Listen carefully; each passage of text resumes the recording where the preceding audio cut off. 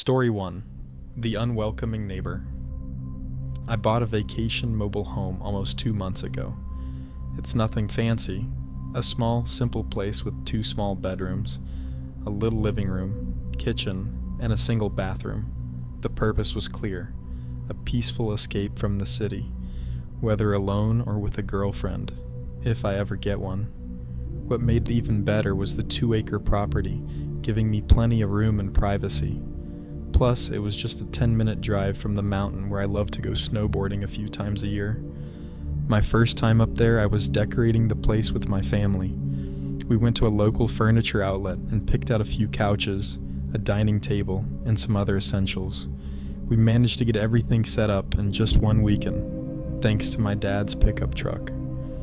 During one of our many trips back and forth, a neighbor must have noticed all the activity because he walked over to introduce himself. His name was Dale. He was exactly what you'd expect from a lifelong local. Thick Hudson Valley accent, rough around the edges, and a way of speaking that made it clear he wasn't used to dealing with city folk. At first, he seemed nice enough. We exchanged pleasantries, and I got the sense that I'd be the one seeing him most often, since this was my property. After chatting for a while, we got back to unloading furniture. Dale lingered a bit, just watching us, which was slightly off-putting. My dad tried making more small talk with him here and there, but eventually he said goodbye and walked back up the road to his home. 2 weeks later, I went back up to the mobile home, this time alone. I had more things to bring, like my snowboarding gear and a router to set up Wi-Fi. Not long after I arrived, Dale must have seen my car pass by, because he knocked on the open door and stepped inside uninvited. "Hey buddy," he greeted me with a grin. I gave him a polite smile and motioned for him to come in, though technically he already had. He complimented the progress I'd made in the place, and after some small talk, he invited me over for a beer. Why not, I thought. It'd be good to be on friendly terms with the only neighbor nearby. Dale's home was also a mobile home, maybe slightly bigger than mine. We sat outside on his deck, and he handed me a beer. I started asking him questions to get to know him better. "How long have you lived here?" 20 years. Too long, he answered flatly. I chuckled, thinking he was just being humorous in his own way. But as I asked more questions, his answers carried the same bitter tone. When he started asking me questions, the mood shifted. "What made you buy a place up here?" he asked. I love the quiet, and I come up to snowboard pretty often, so it just made sense. Dale scoffed, taking a swig of his beer. "City folk," he muttered under his breath. At first, I wasn't sure if I heard him right, but then he started ranting about how people from the city come in, ruining everything, littering, and polluting the place. The conversation turned into a one-sided debate, with me defending myself, and others like me, while he grew increasingly agitated. He was raising his voice, his thick accent making his words sharper.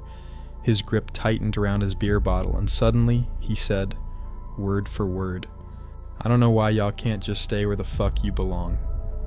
That was my cue to leave. I stood up, forced a smile, and said, "Okay, I think I'm gonna head back now. Thanks for the beer." Dale didn't say anything, just stared at his half-empty beer bottle. As I walked away, putting some distance between us, he suddenly shouted, "I'm sorry!" I looked back, gave him a thumbs up, and kept walking. My heart was racing. That night, I was lying on a mattress in the living room, watching a movie on my laptop when I heard something outside.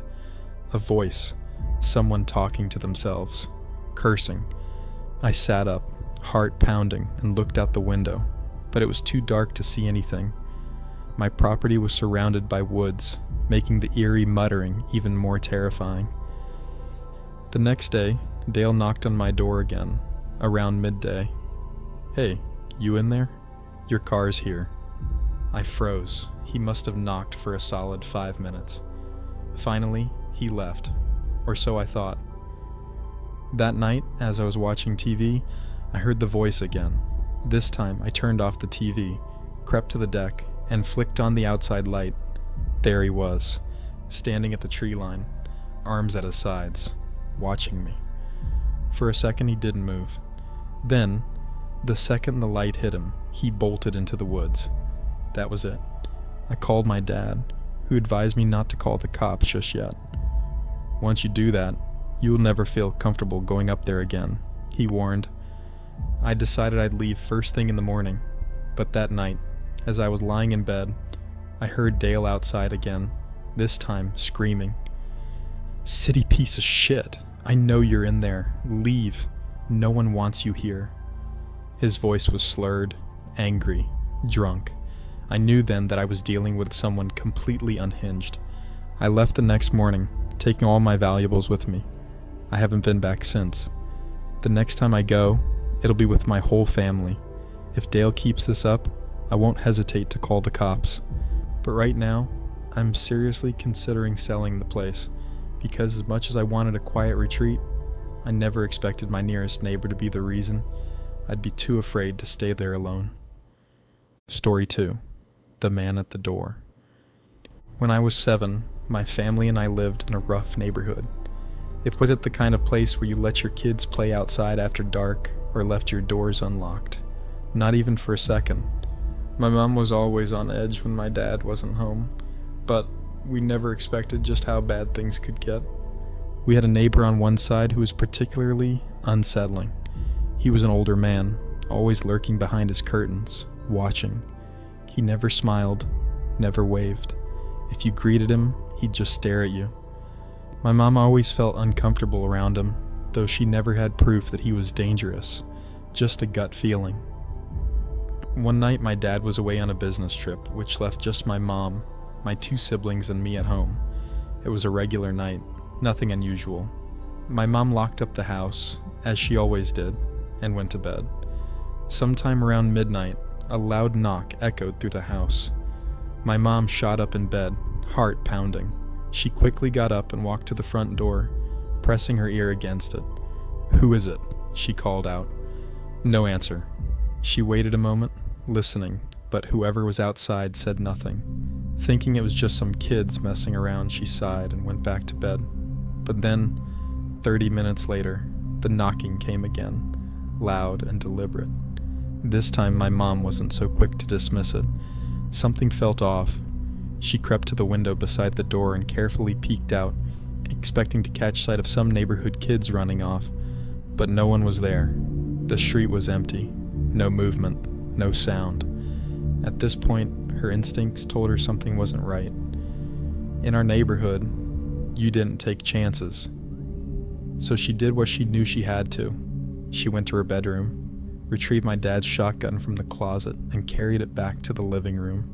She sat there in the dark, gripping the gun tightly, waiting. Another knock, then another. Each time, my mom would sneak to the window and look out. Each time, she saw nothing. It was like whoever was knocking knew exactly when to step out of sight. Her heart pounded as she gripped the shotgun tighter. She took a deep breath, then shouted through the door, "I'm calling the police, and if you try to come in, I will shoot you." Silence. For a moment, she thought it was over. Maybe the threat was enough. And then, nothing. No more knocking. No footsteps. Just silence.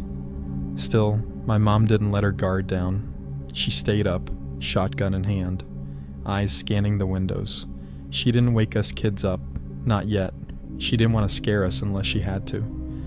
It wasn't until nearly 2 a.m. that the police finally arrived. When my mom let them inside, they did a quick search around the property. Then one of the officers stepped back inside, holding something in his gloved hands. A piece of barbed wire, about 4 feet long. "Ma'am, is this yours?" the officer asked. My mom's stomach dropped. "No."